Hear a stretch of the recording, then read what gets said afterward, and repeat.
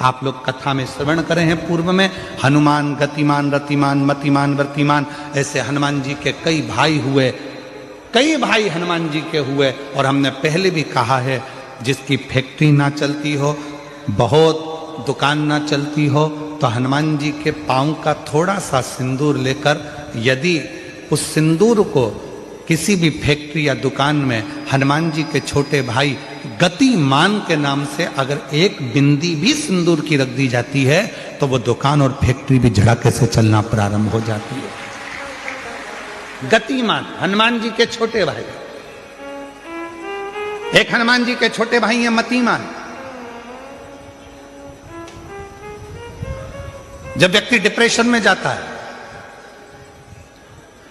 एकाग्र चित्त नहीं रह पाता है, पढ़ने बैठता है पर एकदम मन नहीं लग पाता है, तो मतिमान का स्मरण किया जाता है, हनुमान जी के तीसरे नंबर के भाई का, मतिमान। और कहते हैं एक दुर्वा यदि मतिमान के नाम से शंकर भगवान की शिवलिंग पर चढ़ा दी जाए और उसी दुर्वा को वापिस लेकर आया जाए, अंधेरा होने से पहले, सूर्य अस्त होने के पहले, शाम के प्रदोष के पहले यदि उस दुर्वा को उस व्यक्ति को चबा चबा कर खिला दो, तो डिप्रेस हो रहा है, डिप्रेशन में है, चिंता में है, टेंशन में है और उसका विवेक काम नहीं कर रहा, बुद्धि स्थिर नहीं हो पा रही है या पढ़ने में मन नहीं लग पा रहा है, तो उसको आप एक दुर्वा मतिमान, हनुमान जी के तीसरे नंबर के भाई मतिमान के नाम से अगर खिला देते हैं, तो उसकी बुद्धि केंद्रित होना प्रारंभ हो जाती है और वो डिप्रेस से हटना प्रारंभ हो जाता है, मन स्थिर होने लगता है। मतिमान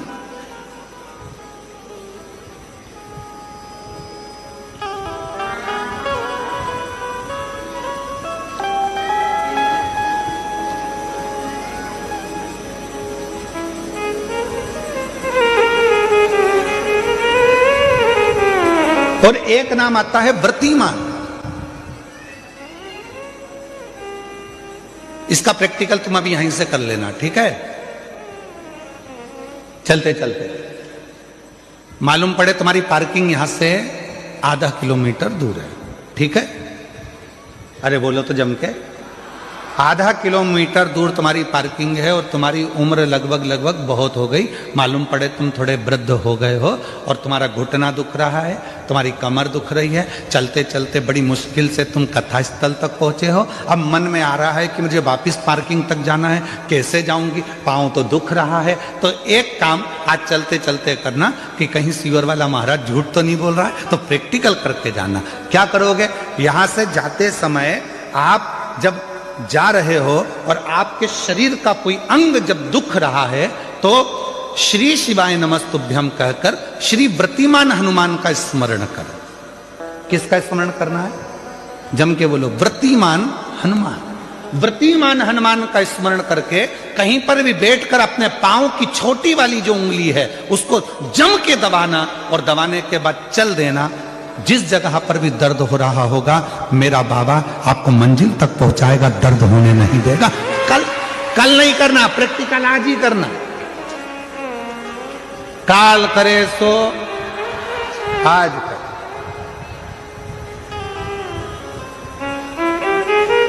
व्रतिमान आज करेंगे गुरुजी, 3 महीने में फर्क दिखेगा। तुम तो आज की आज का बताओ ना कि आज की आज में फल कैसे मिले। तुम बिल्कुल तैयारी में बैठो। जाते जाते व्रतिमान हनुमान भगवान श्री शिवाय नमस्तुभ्यम का स्मरण कर कर एक ऊर्जा के साथ, ताजगी के साथ चलते जाओ। शिव थोड़ा बहुत नहीं देते मेरे भगवान, ध्यान दीजिएगा। पंचमुखी हनुमान का एक स्मरण, पंचमुखी हनुमान का एक भाव। महाराज, जैसे बहुत ज्यादा तकलीफ अगर व्यक्ति को हो गई है, बहुत कष्टमय जीवन चल रहा है, हार गए हर जगह से और तकलीफमय जीवन चल रहा है, तो तो पंचमुखी हनुमान का एक शिव महापुराण का और स्कंद पुराण का एक बड़ा सुंदर मंत्र है। उस मंत्र को आप सब एक बार हमारे साथ में बोलें। ओम नमो हनुमते रुद्र अवताराय सर्व शत्रु संहारणाय सर्व रोग हराय सर्व वशीकरणाय रामदूताय स्वाहा। बस इस मंत्र को हाथ में काली तिल लेकर, एक जौ लेकर और गूगल लेकर, थोड़ा सा इसमें गाय का घी डालकर, कंडे को या अग्नि को जलाकर इस मंत्र का 11 बार 21 बार जाप कर कर अपनी कामना कर कर छोड़ दीजिए। कैसा भी रोग हो, बीमारी हो, कष्ट हो, दुख हो, तकलीफ हो, 21 दिन के अंदर वो आनंद आना प्रारंभ कर देता है। इस मंत्र, स्कंद पुराण का, शिव महापुराण का ये मंत्र मूल पंचमुखी हनुमान सुख देंगे। और एक और चीज याद रखिए हमारा, यदि कोई काम के लिए जा रहे हो, कोई व्यापार के लिए जा रहे हो या नौकरी करने के लिए जा रहे हो और लगी नहीं रही, बहुत तकलीफ पा रहे हो, सर्विस ही नहीं लग रही, बहुत कष्टमय हो गया, तो निवेदन करूंगा 5 पीपल के पत्ते पर बेसन के 5 लड्डू घर में बने हुए, गाय के घी के 5 लड्डू रख लो। उस लड्डू के बीचों बीच एक आटे का दिया और उसमें तिल्ली का तेल डालकर इसी मंत्र का प्रयोग कर कर पंचमुखी हनुमान का किसी भी हनुमान के मंदिर में जाकर, दक्षिण मुखी हनुमान के मंदिर में जाकर उसको रख कर आ जाइए। इसके बाद आप उस काम के लिए जाइए, आपका काम सफल हो जाएगा। आपको किसी को नहीं कहना पड़ेगा कि हाथ जोड़ना नहीं पड़ेंगे, किसी के पांव नहीं पड़ना पड़ेंगे, तुरंत काम होगा। बस इस मंत्र का स्मरण कर कर पंचमुखी हनुमान का भूतेश्वर जो मंत्र है वो सुख देने वाला। कोई सर्विस के लिए, नौकरी के लिए जा रहे हो और वो कार्य नहीं हो रहा हो, तो एक धतूरा, केवल एक धतूरा, उस धतूरे को फोड़कर उसके अंदर का फल निकालकर उस फल को शिवलिंग पर चढ़ाकर 1 लोटा जल शंकर भगवान को समर्पित कर कर। दिन होना चाहिए मंगलवार। कौन सा? जो पत्तियां हैं, इन पत्तियों के ऊपर एक एक शमी पत्र और लाल चंदन ये रखकर, कितना भी रोगीला व्यक्ति हो, रोग से ग्रसित व्यक्ति हो, जिंदगी में कितना ही दुख पड़ रहा हो, बेलपत्र की ये दोनों पत्ती जिसके ऊपर शमी पत्र रखकर, लाल चंदन रखकर श्री हनुमान जी महाराज और हनुमान जी महाराज के तीसरे नंबर के भाई श्री गतिमान जी, नीचे के क्रम में आते हैं श्री गतिमान जी। उन गतिमान जी और हनुमान जी का नाम लेकर जो शिवलिंग के ऊपर समर्पित कर देता है, रोग का निवारण होता ही है। स्मरण में होगा कि शंकर भगवान को धतूरा चढ़ाया जाता है। धतूरा देखा है आप लोगों ने? तो कांटे कांटे होते हैं। शंकर भगवान को जब भी धतूरा चढ़ाया जाता है, शिव जी को जब भी धतूरा दिया जाता है, तो धतूरा चढ़ाते समय नंदीकेश्वर शिव का नाम लिया जाता है। बेलपत्री आप चढ़ा रहे हैं, आप जो भी जप करें, स्मरण करें, वो आपके ऊपर है। आप चावल चढ़ा रहे हैं, वो आपके ऊपर निर्भर है। फूल चढ़ा रहे हैं, वो आपके ऊपर निर्भर है। पर जब हम भगवान शंकर का अभिषेक कर रहे हैं, पूजन कर रहे हैं, शिव मंदिर में जा रहे हैं, आपको कहीं से एक धतूरा मिल गया, कोई कामना है आपकी, धतूरा भी कई बार कामनाओं से चढ़ाया जाता है। तो धतूरा जब हम चढ़ा रहे हैं, शंकर को समर्पित कर रहे हैं, तो नंदीकेश्वर भगवान का नाम लेकर, नंदीकेश्वर शिव का नाम लेकर चढ़ाए, मतलब नंदी की आज्ञा लेकर कि हम ये धतूरा शंकर भगवान को दे रहे हैं। और हमारा विश्वास कहता है कि नंदी, हमारी जो दुख है, हमारी जो समस्या है, हमारी जो तकलीफ है, जब मैं धतूरा बाबा को चढ़ाऊंगी, नंदी तेरे से आज्ञा लेकर चढ़ा रही हूं, जिससे ये धतूरा मैं जब शंकर को चढ़ाऊंगी, तो नंदी मेरे दुख को मिटाने के लिए तो भोले बाबा को अपनी पीठ पर बिठाकर मेरे दरवाजे तक लेकर आएगा, इसलिए तेरी साक्षी में चढ़ा रही हूं। जिस व्यक्ति की नौकरी नहीं लगती, सर्विस नहीं लगती, हर जगह पर अप्लाई कर रहा है, बार बार इंटरव्यू देने जा रहा है, लगातार उसको अगर सफलता प्राप्ति नहीं हो रही है, तो धतूरा ढूंढो। धतूरा कहीं बाजार में नहीं मिलेगा, किसी वृक्ष से धतूरा तोड़ लिया, कुछ मत चढ़ा, तू शंकर जी के मंदिर में जाकर तेरा नाम और गोत्र बोल और शिव जी को धतूरा चढ़ाना चालू कर दे और बाबा से विनती कर, धतूरा चढ़ाना चालू कर। अब धतूरा कोई बहुत कीमती होता है क्या? बहुत पैसे का मिलेगा क्या? कहीं पे भी मिल जाएगा। धतूरा तोड़ और चढ़ा शंकर जी को। रोज नियम बना ले कि एक धतूरा मैं शंकर जी को चढ़ाऊंगा, प्रतिदिन चढ़ाऊंगा, शिव जी से जाकर निवेदन करूंगा, प्रतिदिन शंकर जी की प्रिय वस्तु में धतूरा, बेलपत्र आदि कादि की तो है, क्या है? चढ़ा रोज एक धतूरा, फिर वही धतूरा जिसके यहां तू इंटरव्यू देने जा रहा है उसी के सिर पे चढ़ गया। जो तूने शिव जी के चढ़ाया वही धतूरा वहां चढ़ा है, तो क्यों चिंता करता है? मेरी माताएं, मेरे भाई, बहुत सालासर धाम से बहुत कुछ सीखना चाहिए हमें। सालासर धाम से हम जब यहां से जाएं तो ये सीख कर जाएं कि यहां केवल बालाजी आराम से आनंद से बैठे हुए हैं। आप झोली पसार कर मेरे बालाजी सरकार को प्रणाम करते हो, ना कोई बेल ना कोई भभूति, यहाँ तो केवल बालाजी का दर्शन ही काफी है। केवल नेन मिलते हैं मेरे बालाजी से और वो झोली भरकर भेज देता है। क्या है? केवल बालाजी सरकार, केवल बालाजी सरकार।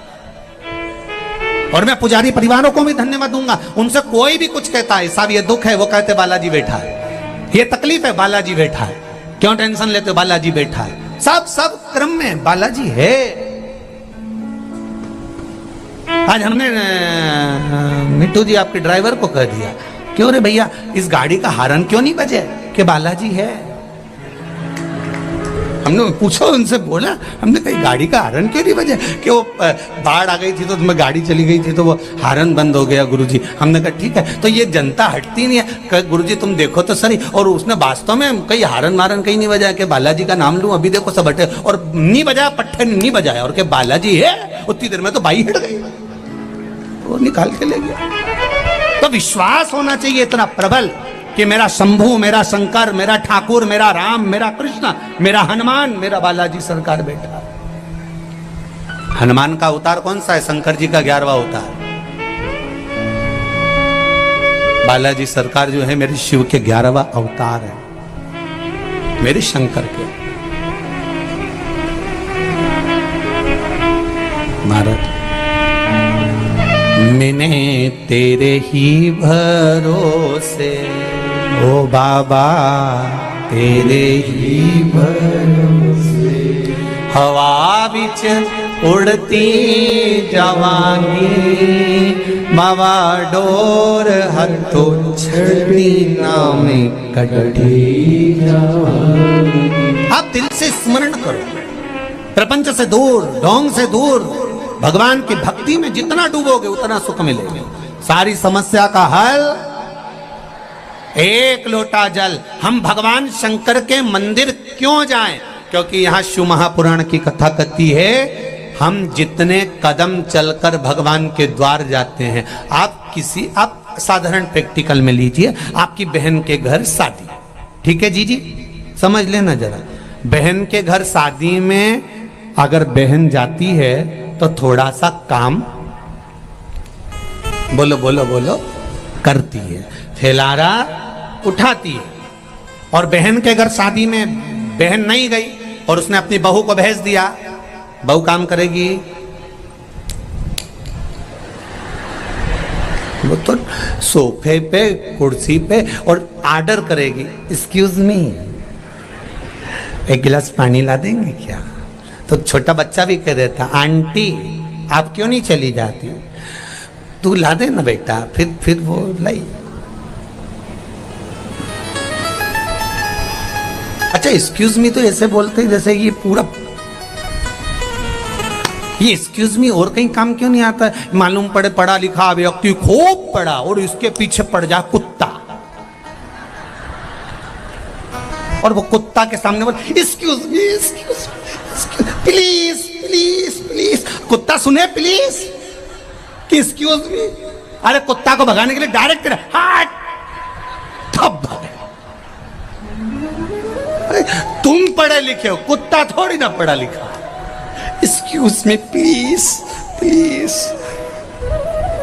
Don't touch please please excuse me. और कुत्ता को क्या मालूम कि तो प्लीज प्लीज करे। कुत्ता को भगाना है तो डायरेक्ट बोलना पड़ेगा अपनी गांव खेड़े की भाषा में, हट, तो कुत्ता भाग। तुम सोचो विचार,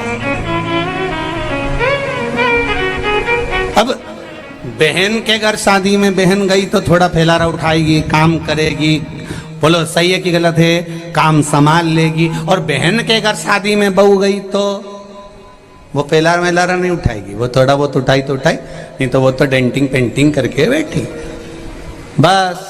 अब तुमने अपनी बहन के घर शादी में अपनी बहू को भेजा था, तो अगली बार वो क्या करेगी, वो भी अपनी बहू को भेजेगी। तुम अगर जाती तो वो भी तुम्हारे घर आती। उसी तरह तुम सालासर बालाजी की कथा में गए हो, शिव महापुराण की कथा में, तो ये पक्का है कि बालाजी और शंकर जी तुम्हारे यहां भी आएंगे जरूर, ये निश्चित है। और तुमने अगर अपनी बहू को भेज दिया तो शंकर भगवान भी कह देंगे, हनुमान जी प्रभु यमराज को भेज दे। इसने भी तो अपने रिश्तेदार को भेजा था, उसमें कौन सी दिक्कत वाली बात है, अपन अपने रिश्तेदार भेज दो। और देखो सास आती बहन के घर, बहन आती तो फैलारा उठाती, अगर तुमने अपने रिश्तेदार भेजे तो उसने भी अपने रिश्तेदार भेज दिया। अब भगवान को बुलाते तो भगवान तुम्हारा फैलारा उठा लेता। यमराज कोई फैलारा उठाए, तुम्हें उठाए,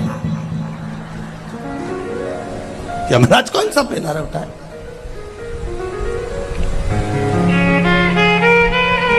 पाड़े की पूंछ से बांधेगा,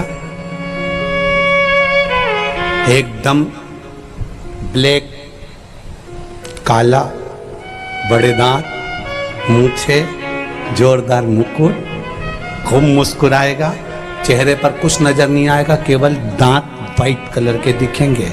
यमराज इतना सुंदर है, एकदम ब्लैक ब्यूटी, इसके सिवाय कुछ, इतना सुंदर। और पाड़ा भी काला, बहुत समझने वाली बात है, बहुत समझने वाली बात। पहले गौ माता की पूजन होती थी, गाय की सेवा होती थी, लोग गाय को पालते थे।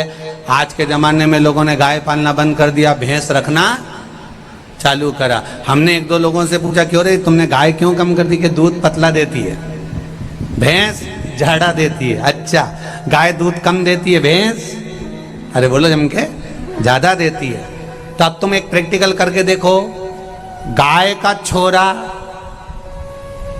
बछड़ा, बछड़े को कहते हैं बैल, बैल को कहते हैं नंदी, नंदी पर कौन बैठता है? बोलो बोलो जम के बोलो, शंकर भगवान। अगर तुमने गौ माता की सेवा करी तो नंदी ने शंकर जी से कहा, इसने मेरी माता की बहुत सेवा करी, इसको बैकुंठ छोड़ आओ। शंकर भगवान बोले ठीक है। अब तुमने पाली भैंस, अब तुम क्यों हंसे? मैं तो कुछ बोला ही नहीं। अब भैंस का छोरा पाड़ा, और पाड़ा पे बैठा, और पाड़ा ने यमराज से कहा, इन्हें मेरी माँ को खूब नवाया पानी से, इके भी उठा के लिया। यमराज के तू चिंता मत कर, इनको लेने में ही जाऊंगा। इन्हें खूब भैंस की सेवा करी और खूब बढ़िया जोरदार बांग बुंदा के, और पाड़ा की पूछड़ी से, और दोस्ता रह गया। और ये रोती रही, मैंने नीले कलर की साड़ी नहीं पहनी, खूब रोई, मैं कहीं करूं। फिर बोली, एक बार छोड़ तो बंस मोड़। यमराज बोले, चले कि फिर तू दो धर के चल।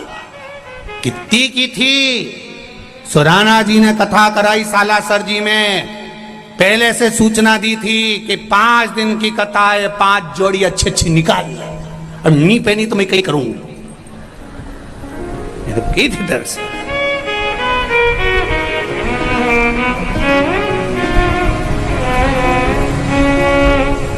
अब विचार करें कहां गति है महाराज। ये करुणा तेरी दया जरूर होगी, यह निश्चित है, और होगी। जब माता अंजना जी के गर्भ से संतान नहीं हुई, सालों निकल गए, माता अंजना जी के गर्भ से संतान उत्पन्न नहीं। दुखी हो गई, कहां जाऊं, किससे कहूं कि मुझे औलाद नहीं हो रही है, मुझे संतान नहीं हो रही।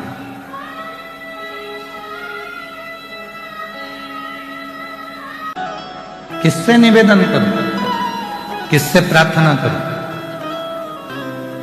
तो केसरी बाबा ने कहा, एक बेटी अगर अपना दुखड़ा किसी से कह सकती है तो वो अपने बाप से कह सकती है, अपने पिता से कह सकती है।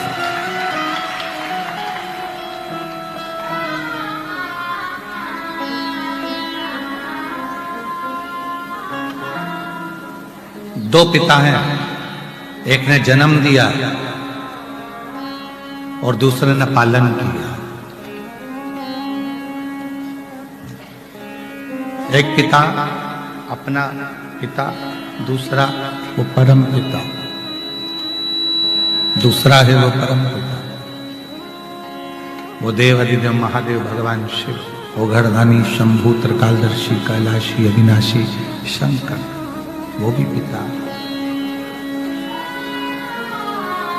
और मेरी जीजियों, आप बाहर की आवाज, अपने दुखड़े को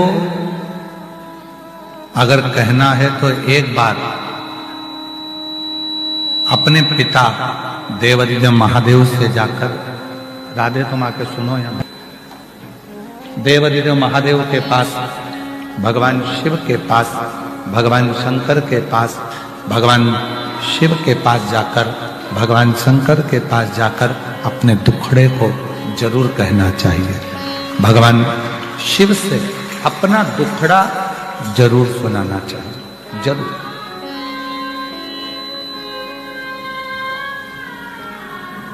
आप लोगों से निवेदन है कि शिव जी को अपना पिता मानना। क्या मानना है? पिता मान लिया, अपना बाप मान लिया।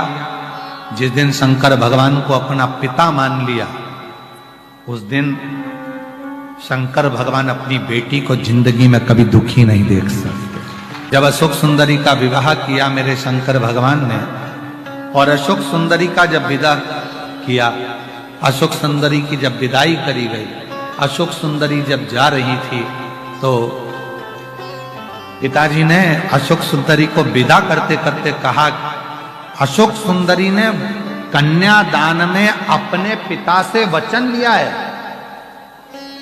पाणी ग्रहण संस्कार करते समय, पाणी ग्रहण संस्कार मतलब पानी, जब कन्यादान होता है तो पिता, पाणी ग्रहण संस्कार जब होता है उस समय पर पानी चढ़ाते हुए अपने पिता से संकल्प लिया है अशोक सुंदरी ने। अशोक सुंदरी ने संकल्प लिया, और अशोक सुंदरी ने संकल्प लिया कि पिताजी, संसार की कोई भी बेटी भूल से भी अगर आपके मंदिर में जल चढ़ाना प्रारंभ कर दे, उसको आप बेटी स्वीकार कर कर उसके दुख को मिटाना प्रारंभ कर देना। ये अशोक सुंदरी ने वर मांगा।